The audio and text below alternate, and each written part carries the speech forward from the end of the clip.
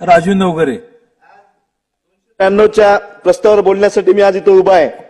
हरित क्रांतीचे प्रणेते वसंतरावजी नाईक साहेब यांच्या जयंतीच्या दिवशी हा आज योग आला आणि त्या जिल्ह्यामध्ये पीक विम्याचा एक प्रश्न उभा राहिला होता.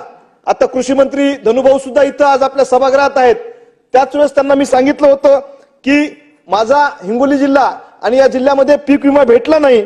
तुमच्या जिल्ह्यामध्ये धनुभाऊ पीक विम्याचं वाटप झालेलं आहे आणि त्या बाबतीमध्ये मी त्यांना प्रश्न मांडला. त्याच वेळेस धनुभाऊ मी आपल्या इथं मांडणी केली, पण ते न झाल्यामुळं आपण तिथं सर्व आज हायकोर्टामध्ये औरंगाबादला संभाजीनगर येथे दाखल केले प्रकरण आणि ते प्रकरण अजूनही बोर्डावर आलेलं नाही. माझा पीक विम्यातला जिल्हा हा माझा तालुका असन, माझा मतदारसंघ असन, माझा जिल्हा असन, हा पीक विम्यापासून 40% लोक अजूनही वंचित राहिलेले आहेत. त्या बाबतीमध्ये माझा लढा देणं चालू आहे. पण सरकार म्हणून आपण सुद्धा त्या बाबतीमध्ये काय धोरण स्वीकारता येईल ते सुद्धा आपण तिथं हे केलं.